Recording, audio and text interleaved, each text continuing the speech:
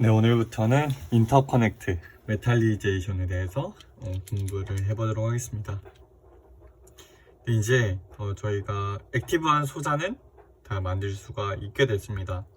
이제 전에 배운 애칭까지 해서 CBD나 포토나 애칭 이런 것들로 인해서 우리가 원하는 회로가 있으면 그거를 전산시킬 수 있게 됐는데, 그러면 이제 남은 것이 배선하는 작업과 패키지를 진행하거나 어떤 그러한 작업이나 혹은 웨이퍼 검사하거나 이런 작업인데, 우리가 배울 거는 이제 그 인터커넥트라는 부분입니다. 그러니까 이 메탈 배선을 하고 소스 드레인 게이트를 배선을 하고 소자 사이를 연결한다든지 혹은 사이를 연결하든지 칩 간의 사이를 연결한다든지 이런 어쨌든 역할을 하는 그런 인터커넥트 공정에 대해서 배워보겠습니다. 네, 그래서 보면은 제가 이렇게 그림을 그려놨는데, 물론 어디서 보고 그린 거고요. 이게 여기에 이제 소자 자체가 액티브한 소자가 증착이 이렇게 집적이 되어 있는 것이고, 그럼 그 위에 이 메탈, 얘네들이 메탈이에요. 얘네들이 메탈이고, 그 메탈 레이어들을 또 연결하는 이러한 컨택들이 존재합니다. 그래서 크게 인터커넥트를 세 부위로 나눠본다고 하면은 다이일렉트릭, 그리고 이 부분은 다 다이일렉트릭으로 차이는 거고요. 다이일렉트릭과 그 다음에 이 레이어 간을 연결하는 이 컨택은 이 비아라고 부릅니다. 이 메탈 라인들 사이에서의 컨택을 비아라고 부르고, 이 첫 번째 이 소자와 위에 메탈 라인을 연결하는 거는 그냥 컨택이라고 보통 부르는 걸로 알고 있습니다. 어쨌든 이 다이일렉트릭도 그 게이트 다이일렉트릭이 아니라 이 소자 인터커넥트에서의 다이일렉트릭이기 때문에 인터레이어 다이일렉트릭에서 ILD 이렇게 부릅니다. 어쨌든 다이일렉트릭이랑 컨택이랑 실제 이 메탈, 이렇게 세 부위로 구성이 되어 있다고 할 수 있습니다. 네, 그리고 이제 글로벌 인터커넥트랑 로컬 인터커넥트를 나누게 되는데, 이거는 그냥 나누는 건 뭐냐면은, 로컬이 가장 이 소자와 맞닿아 있는 인터커넥트, 메탈 라인 그 레이어가 로컬 인터커넥트고, 그 위에 어떤 소자 단위를 연결하거나 그러는 글로벌 인터커넥트가 있습니다. 네, 그래서 우리가 레이어 사이를 연결하는 컨택을 만든 후에 인터커넥트 라인을 뽑는다. 그쵸? 우리가 인터커넥트 작업하는 거는 이 다이일렉트릭 등창하고 거기다가 구멍을 뚫어요. 구멍을 뚫고 거기다 컨택을 채우는 식으로, 컨택을 채우고 그 연말에서 평탄을 하고 이런 식으로 진행이 됩니다.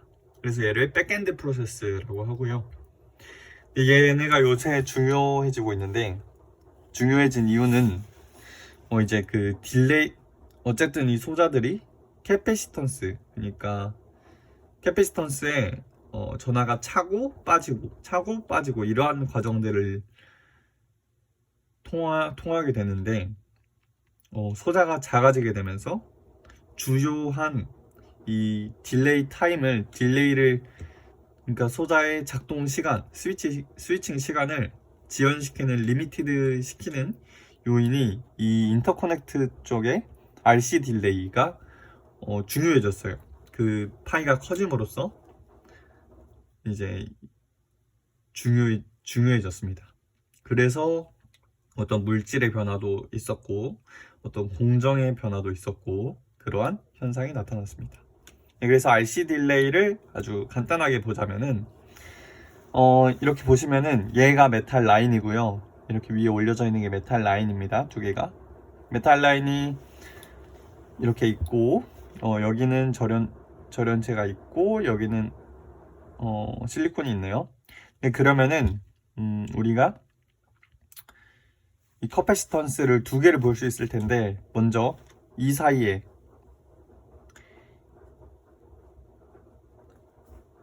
이 사이에 커패시턴스가 있을 수 있겠죠. 여기도 절연체이기 때문에. 그리고 여기 사이도 얘가 메탈이지만 여기 사이도 공기로 채워진 것이 아니라 보통 그 절연체이기 때문에 이 메탈과 메탈 사이에 절연체를 둔 것이기 때문에 이 사이에도 커패시턴스가 존재합니다.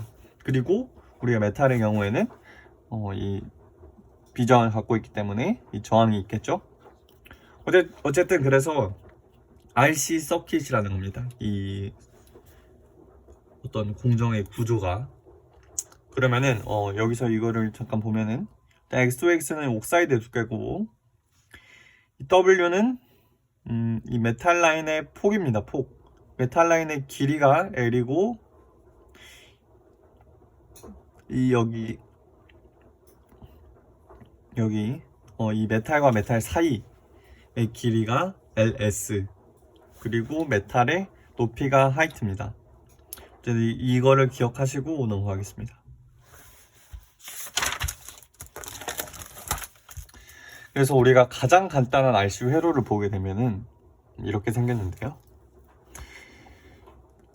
V in T는 그러니까 여기서 전압을 주고 여기에 변화가 어떻게 일어나는지, V out의 변화가 어떻게 일어나는지 그것을 이제 보는 것인데, V는 일정하게 주겠죠. 교류 전압을 일정하게 줘요. 그러면은 얘가 차고 여기에 전하가 찼다가 빠졌다가 찼다가 빠졌다가 이걸 반복하겠죠.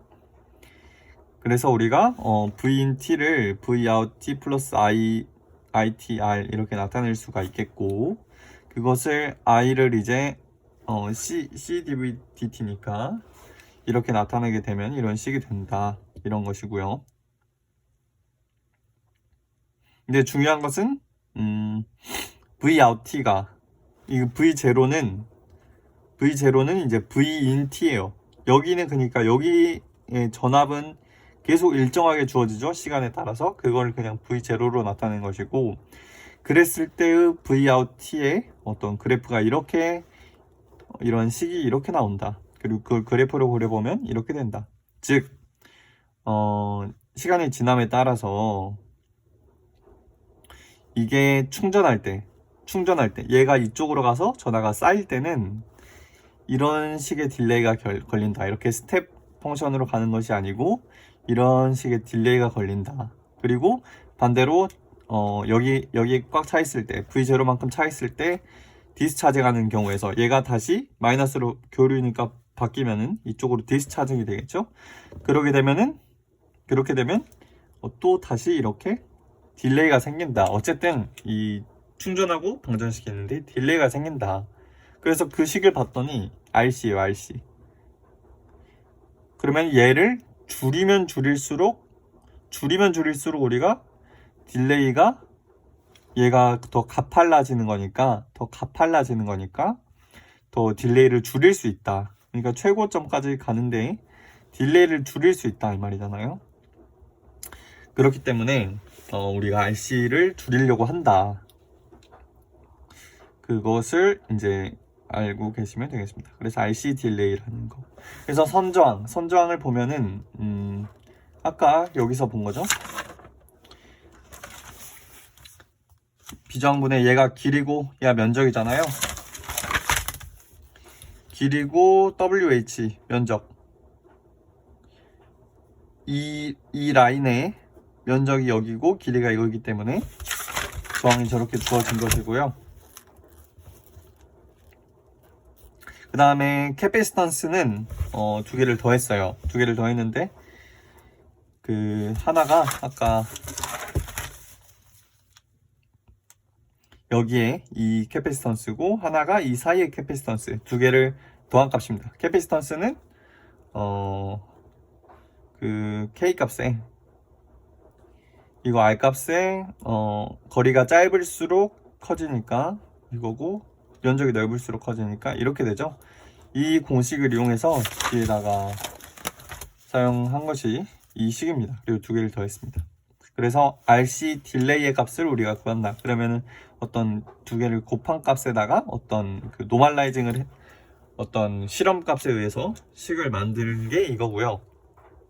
보시면은 얘는 실험 상수고 얘가 그거에 관련된 값이고 유전율에 관련된 값이고 얘가 저항에 관련된 값, 그리고 여기가 이제 길이들의 텀이 있죠. 자, 근데 우리가 소자를 만들 때 이 WHLS XOX는 그러니까 이 식에서 W, 이 메탈의 폭과 LS, 그 다음에 채널, 여기가 어쨌든 채널 길이잖아요. 채널 길이, 그 다음에 또 뭐 있죠? 이 XOX, 이 게이트 다이렉트릭의 어떤 그 다이렉트릭, 여기 아래와 연결된 다이렉트릭의 두께, 이런 것은 소자가 스케일링 되면서 같이 스케일링이 됩니다. 그래서 반면에 얘는 그렇지 않은데, 다시 볼게요.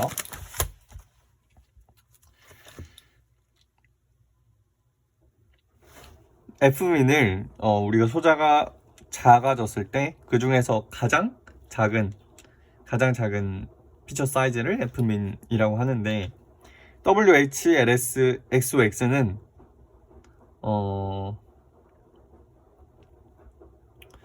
얘랑 같이 스케일링이 된다는 거죠. 그래서 같다고 보는 겁니다. 같다고 보게 되면은, 그래서 다시 이 식을 정리하게 되면 이러한 식이 나옵니다. 이러한 식들을 보시면은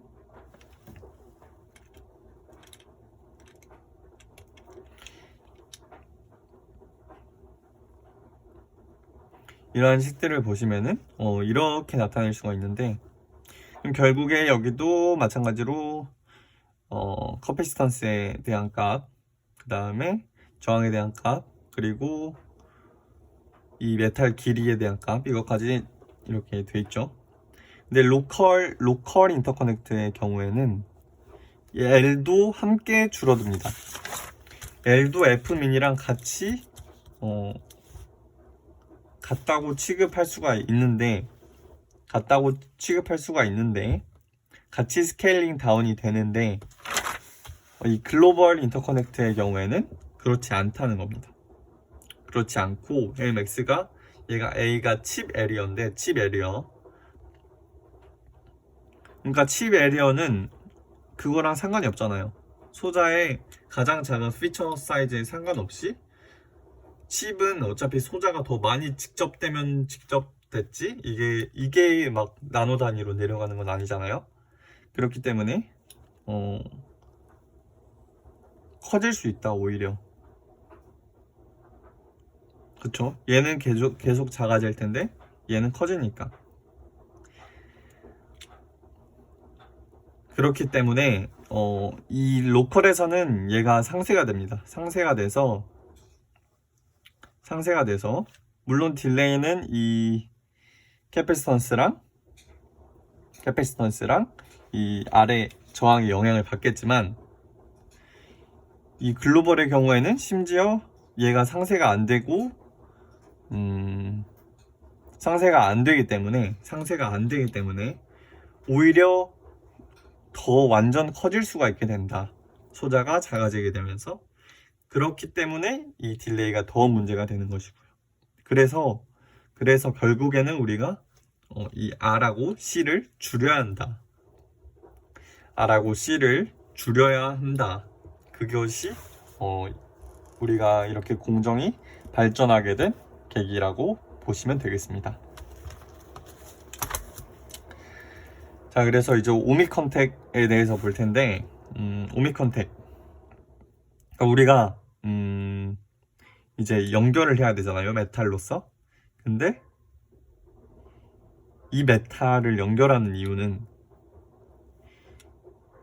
그냥 고속도로처럼 전자가 자유롭게 왔다 갔다 해야 되는 거잖아요. 얘가 지금 스위칭의 역할을 하는 것이 아니고 왔다 갔다 이동을 잘하게 하는 역할을 하기 때문에 한쪽에 쇼트키 컨택이 돼서 한쪽 방향으로 잘 흐르지 않으면 안 되겠죠. 그렇기 때문에 우리가 오믹 컨택을 만들어줘야 되고 저항을 낮춰줘야 되고 어떤 그러한 이유가 있는데, 그래서 우리가 오미 컨택을 할 수 있는 오미 컨택을 시켜야 합니다. 자, 그래서 그리고 또한 컨택 저항을 줄이기 위해서도 노력을 해야 됩니다. 그래서 우리가 이 하일리 도핑을 하게 되면은 물론 또 소자의 다른 특성에서도 이점이 있겠지만 이 컨택 부분에서 이점은 터널링이 발생하게 되고, 그래서 만약에 이런 쇼트키 컨택이 일어나는 어떤 그러한 이런 장벽 때문에 양쪽으로 자유롭게 왔다 갔다 하지 못하는 경우에도 터널링을 통해 오미 컨택을 만들어줄 수가 있다. 그렇습니다. 그리고 또 하나는 어닐링을 우리가 진행을 하게 되는데, 그 이유는 좀 더 잘 연결하는 거예요. 이 세미컨덕터랑 메탈을 좀 더 잘 연결하는 거예요. 잘 연결하게 해서 약간의 반응을 통해서 잘 연결되게 하여 컨택 저항을 최대한 줄이려고 하는 그런 역할을 합니다. 어닐링이. 그래서 우리가 컨택을 만들었으면 우리가 잘 만들었는지를 이제 저항을 측정해서 우리가 측정을 하는데, 예를 들어 이런 거예요. 여기가 아래 레벨이고 여기가 위에 레벨이에요. 그러면은 그러니까 여기가 이 M 플러스 부분이고 여기가 메탈 부분이에요. 그러면은 이렇게 회로를 만들어서 여기 컨택을 뚫었으니까 이쪽 방향으로 볼티지 드랍을 만든 다음에 얘가 여기서 이렇게 얼마나 잘 흐르는지 측정을 하는 겁니다. 그래서 이 RK가 I분의 V고, 이 I분의 V가 이쪽으로 흐르는 I분의 여기 걸어준 볼티지겠죠? 그래서 이렇게 측정을 하게 됩니다. 측정을 하게 됩니다. 그래서 우리가 얼만큼의 저항이 나오면은, 저항이 너무 높게 나오면은 뭐 다른 문제가 있으니까 예상한 만큼의 저항이 안 나오면 그 문제를 원인을 찾고 해야겠죠. 그래서 어쨌든 그리고 이 컨택을 할 때 중요한 것이, 보통 애칭을 한 다음에 메탈리제이션을 할 거 아니에요. 여기에 이 액티브 리즌을 뚫은 다음에 여기에 증착을 시키는 거니까. 근데 이 과정에서 애칭할 때 뭐 SiO2라든지 뭐 PR이라든지 어떤 그런 애치할 때 레지두들이 이 컨택하는 곳에 있게 되면은 아무래도 걔가 저항의 역할을 하겠죠. 완전하게 이렇게 딱 붙지 못하고. 그렇기 때문에 이 애칭을 하기 전에 한 후에 이 메탈리제이션을 하기 전에 아르곤 스퍼터링이라던가 HF 딥 이런 것들을 통해서 레지두들을 없앤다. 그리고 투스텝 드라이 애치라는 거는 이게 애치랑 드라이 애치랑 HF 딥 이런 거를 동시에 이렇게 연속적으로 그냥 정해놓고 진행을 하는 그런 것을 투스텝 드라이 애치라고 하는 걸로 알고 있습니다. 네, 그래서 어쨌든 그러면은 이제 우리가 디퓨전이나 이온 임플란테이션으로 헤빌리 도핑을 여기다 한 다음에 썸 옥시데이션이나 CVD 옥시데이션을 해서 여기 옥사이드를 쌓고, 그 다음에 애칭을 하겠죠. 애칭을 한 다음에 메탈을 디포짓 한다. 근데 이때 이 스텝 커버리지가 좋아야 하기 때문에 컨택이 아주 잘 돼야 되겠죠. 컨택이 잘 돼야 되는데 스텝 커버리지가 안 좋게 되면은 이 좁은 구멍에서 이런 어떤 보이드들이 생길 수 있고 완벽한 컨택이 일어날 수 없기 때문에 스텝 커버리지가 좋은 이 스퍼터나 CVD, 그러니까 이베포레이션 데포지션은 사용하지 않는다는 거죠. 그렇게 알고 계시면 되겠습니다.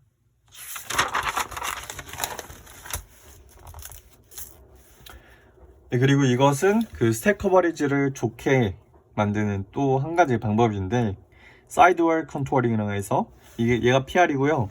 얘가 옥사이드고 얘가 실리콘일 겁니다.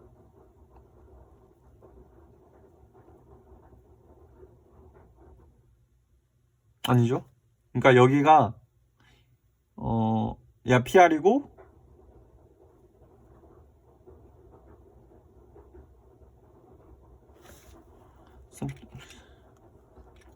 그러니까 여기에 우리가 아마 여기가 뚫려야 될 것 같은데, 네, 여기가 뚫려야 되고요.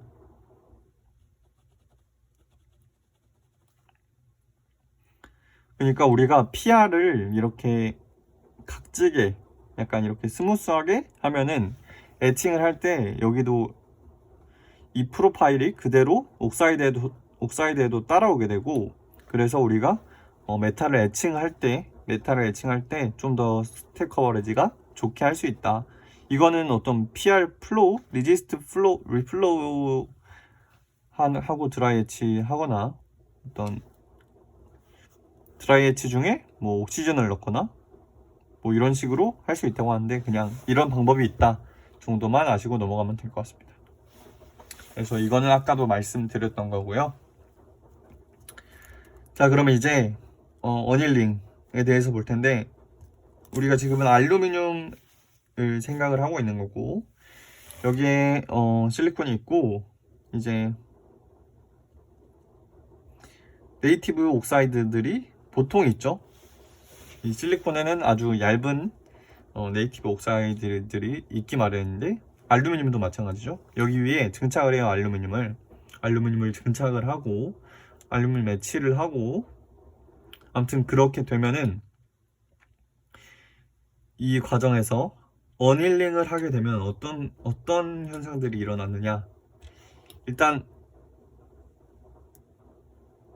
이 알루미늄이 여기에 이 네이티브 옥사이드 하고 반응을 합니다. 반응을 해서 얘도 Al2O3가 굉장히 쉽게 만들어지죠.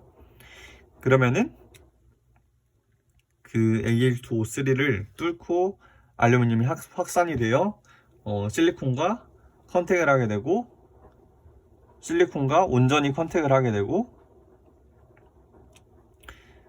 그러면은 더 완전히 이렇게 어디전이 되는 그런 효과를 볼 수가 있습니다. 그래서 어닐링은 450도씨에서 N2랑 H2를 섞은 포밍 가스에서 진행된다고 하는데,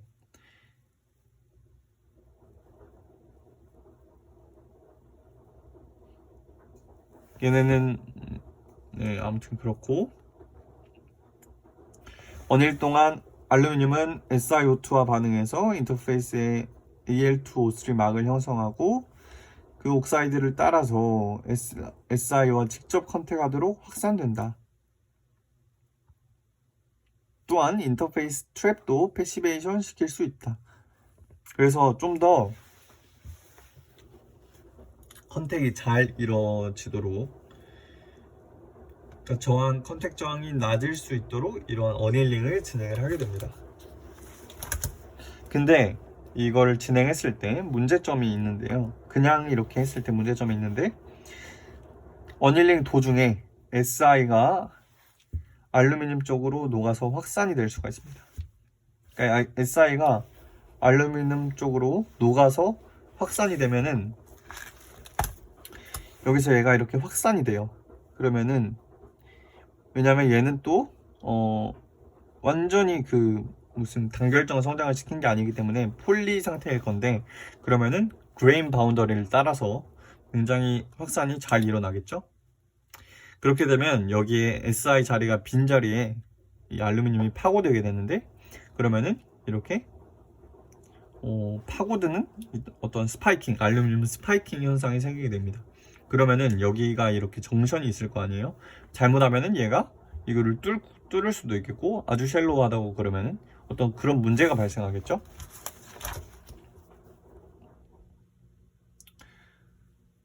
네, 그래서 이런 문제를 알루미늄 스파이킹이라고 합니다.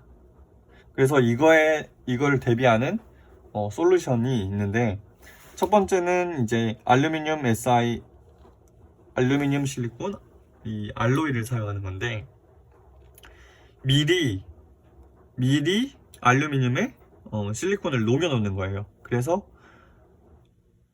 녹을 수 없도록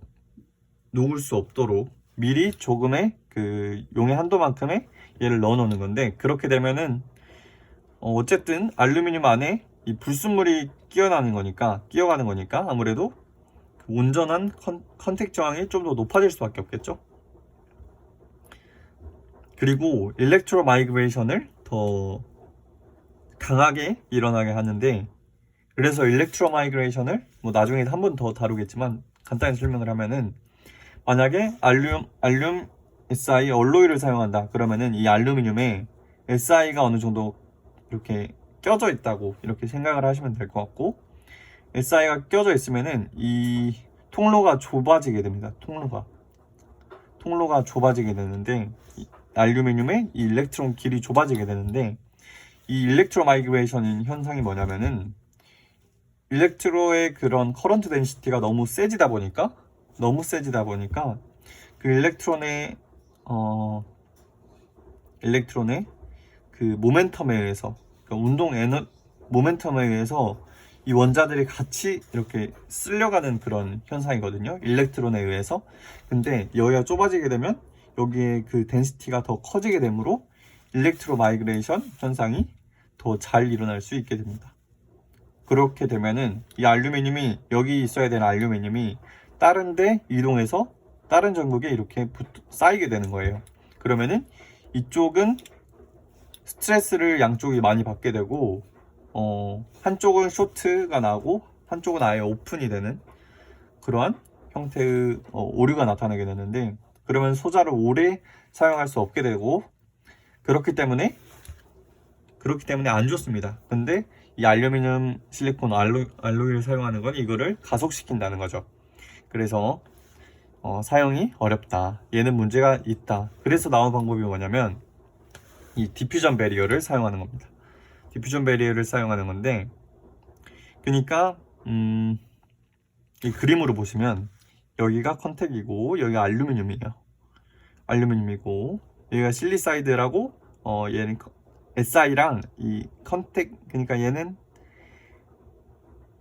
SI랑 얘를 잘 연결시켜 줄 수 있도록 컨택 저항을 줄일 수 있도록 반응을 하는데, 이 사이에 디퓨전 배리어를 놓는 거예요. 디퓨전 배리어를. 그래서 얘도 이쪽으로 잘 가지 않고 얘도 이쪽으로 잘 디퓨전 되지 않는, 디퓨지비티가 작은 물질을 중간에 증착을 하여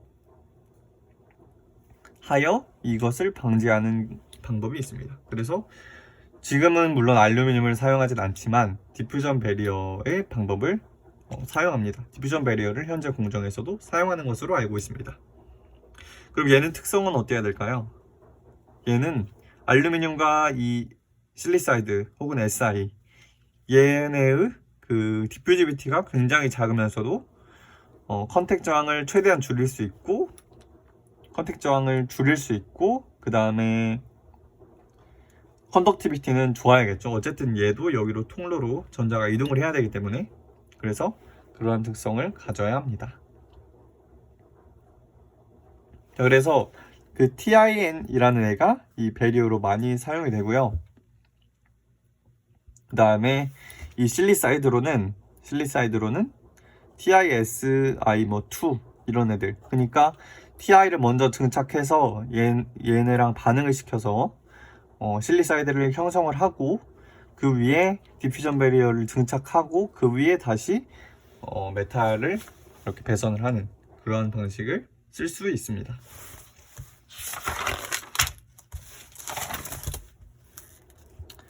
자, 그러면은 우선은 1부는 여기까지 하고, 다음 시간부터 시리즈 레지스턴스 그리고 뭐 이것저것 실리사이데이션이랑 뭐 셀프 얼라인드 실리사이데이션이랑 이런 것들에 대해서 이어나가도록 하겠습니다. 네, 감사합니다.